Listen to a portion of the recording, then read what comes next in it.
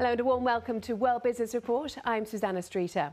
We start in Italy, where the government is set to release its budget for next year. The first since the anti-establishment Five-Star Movement and right-wing The League formed a coalition government in June, with both parties making some very expensive election promises. Five-Star promised a citizen's income, essentially a basic income for the poor, of around €780 a month. On Wednesday, Economy Minister Giovanni Tria appeared to back the policy. He also said people would be able to retire earlier to give the country a younger, more skilled workforce.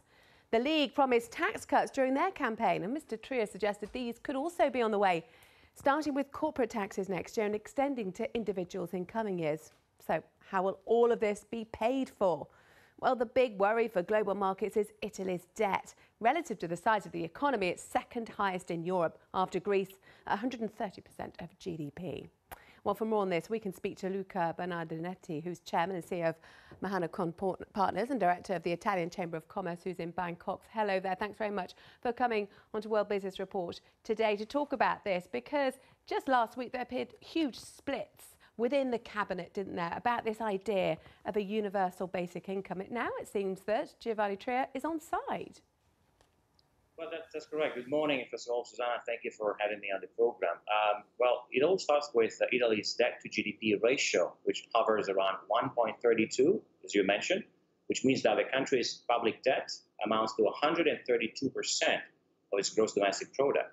So this puts Italy on the podium, as you mentioned, as the European country with the second highest debt to GDP ratio after Greece. And the European Union, among others, has raised further concerns about the proposed plans for increased government borrowing and spending. As a matter of fact, Susannah, the Deputy Prime Ministers Matteo Salvini and Luigi Di Maio have pushed for an increase in the budget deficit so as to fund social welfare projects and tax cuts in defiance of EU guidelines.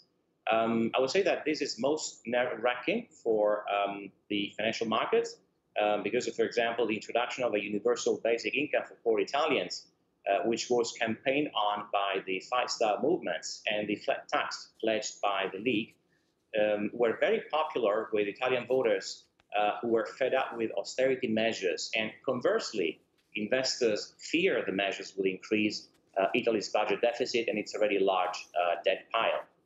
Is that why do you think we saw this reticence at the beginning of Giovanni Tria to bring it in? In fact, wasn't he told by Luigi Di Maio that he could go if he wasn't going to play ball?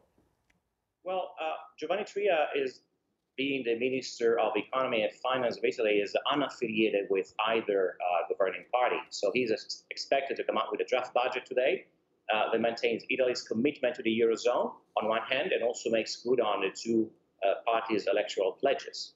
But Mario Draghi, which is the president of the European Central Bank, has said that flouting the EU budget guidelines will likely result in an upsurge in borrowing costs for Italian households.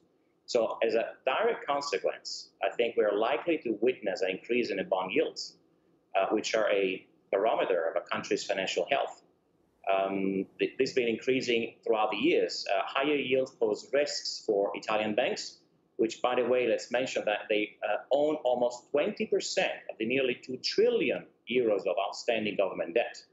So the bond sell-off in May, as you remember, led to an average increase of 40 to 50 basis points in banks' capital ratios. So Mr. Draghi made some thought-provoking remarks at the European Parliament in Brussels earlier this year, indicating that, on average, since April, interest rates on bank loans have increased by approximately 20 basis points. And he was specifically referring to corporate loans to small and medium-sized companies. There are lots of concerns, aren't there, about the impact of this budget, and we will watch closely to see if it goes through in its entirety. Thank you very much, Bernardinetti, who is from Mahanakorn Partners. Thank you.